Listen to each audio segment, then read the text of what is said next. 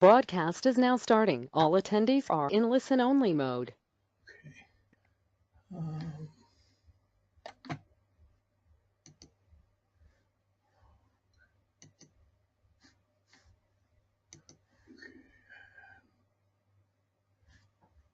all right. Okay, good. Okay, so I hope you've been able to work with get your graphs done. This class makes a lot more difference when you have your work done and you're trying to figure out specifically how it works for you.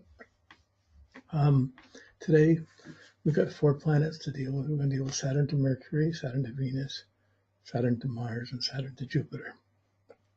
And we're going to start with Saturn to Mercury. And that's all of them. Like, this is what I found. Just by when you separate one planet to one planet, you're studying that relationship. You can see the idiosyncrasies, and suddenly a pattern appears. We've got the pattern of the cycles, and we're seeing when that planet goes around your chart, whenever Saturn's going to hit Mercury, there's going to be specific Saturnian effects on Mercury. Yeah, that's simple, but they're often related to each other. They're often like to figure out Mercury's. It's in a way it's harder to see Mercury than the sun or the moon or other planets, because Mercury, it's your mind. If you're trying to look objectively, see how the Saturn's affecting your mind or your Mercury, it's not going to show quite that. It's not going to be so easy to do because it depends on how your Mercury functions in your chart and in your life and where you are at the time with that functioning. So your mental functions, like what's Mercury? Primarily it's how alert you are.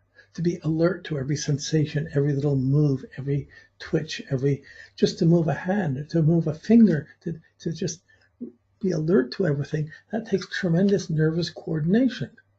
The essential Mercury function, be alive in the moment and awake to everything in the universe. So we sometimes fall a little short of that standard. But in the explorations of our mind and the development of our intelligence and our capacity to think and coordinate and make sense out of things, to see correspondence with things, to see the connections with things, to be able to make plans, to recognize sequences, to see patterns. These are all mercurial functions.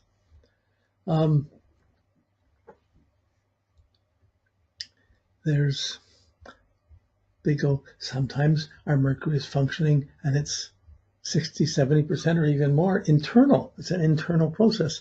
We're thinking about ourselves. We're trying to be alert to the things happening within ourselves. Sometimes the Mercury's 60, 70, 70%, 80% external, and we're trying to think about our reactions to things out in the world and the seeming relativity of what's going on. So Mercury is always trying to make sense of things, trying to think about things, trying to perceive, trying to be alert to what's going on in all the quadrants of your chart, and all the quadrants and all the areas of life with various different attitudes. So it's important to see your Mercury. You start with your Mercury and you got to see what sign it is, and the categories of the Mercury in your sign will show the attitudes. You'll see if it's in the same sign as your sun. If it is, there'll be kind of an overlap a similarity between the two, or to affect each other. But if they're in separate signs, you'll be able to see your mind very distinctively different than your sun. And but whether it's primarily above the horizon and your thinking is externalized, or whether it's below the horizon in your natal chart, and it's more personal or more subjective.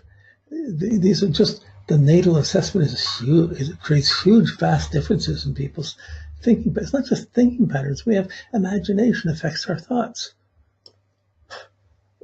Practical circumstances affect our thoughts. Mercury is making sense of patterns that happened.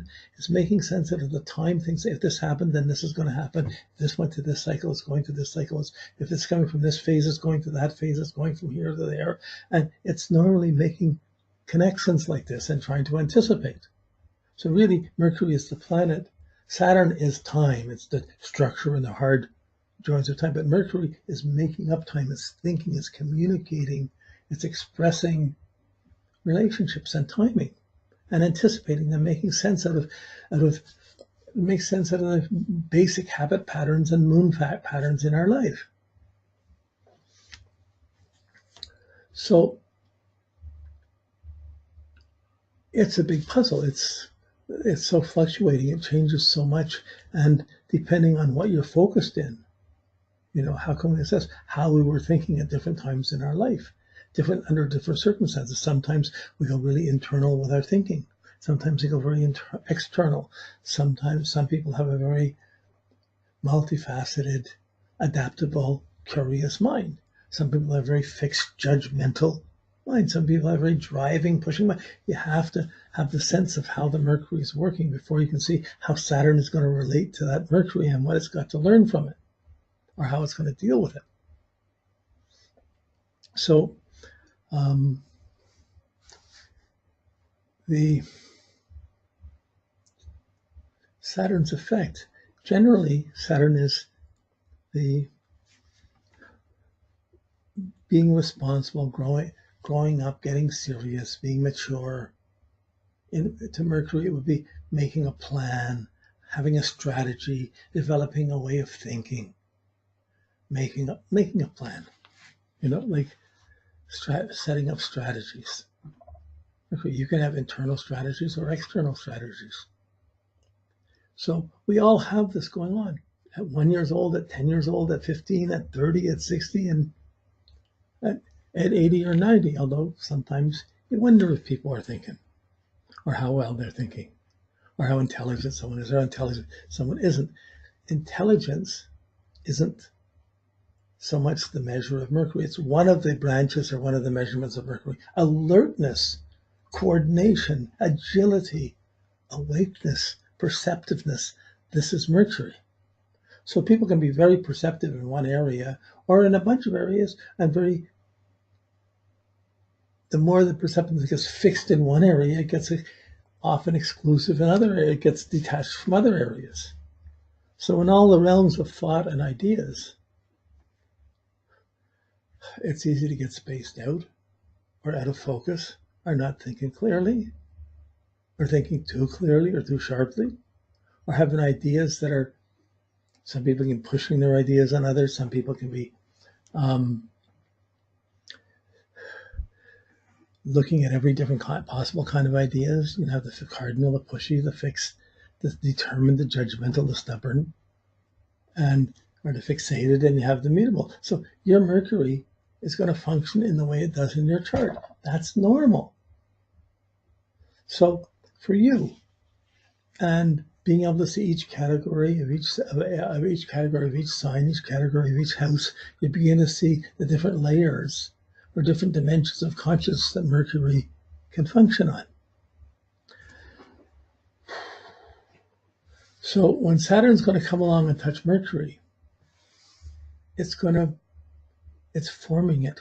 It's going to restrict it. It's going to define it. It's like you're defining your ideas. You're defining how you think, but you're not going to define how you think or develop a strategy if you aren't pressured to feel something's not right. I'm going to have to fix this. I'm going to have to change this. There's pressure that comes on to make strategies and plans evolve. If there was no pressure, why would we plan? No, of course, in Canada, with marijuana being legal, who knows if anybody's going to plan anymore at all? But that's another story.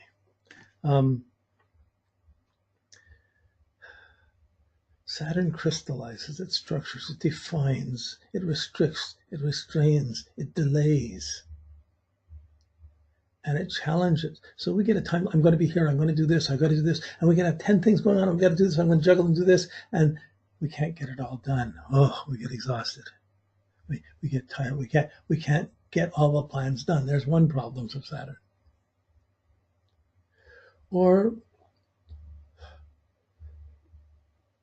we get, I guess you could say, we get worried. Saturn's restricting everything, and we start worrying or doubting our thinking processes, or doubting our assessments of things, doubting our alertness, or feeling depressed at what we're alerted lie. So Saturn to Mercury can cause depression, can cause worry. Saturn moon is really the worry, but mental depression is kind of a worry too. So Saturn to Mercury has the worry, it has depression, it has the boredom, the tiredness, the tediousness, the disinterest, the curiosity. Things get restricted. Curiosity. I'm tired. I'm bored. I'm just doing the same thing. I'm just doing this. How do I ever get out of this? What can I do? I got 2 hours till I get out of this class. But just so many little things, and only big things come on and weigh on our mind. Now we're talking Saturn. What you do with it, that's up to you. What's the solution to boredom? You have to do something to change it. It's going to take an effort.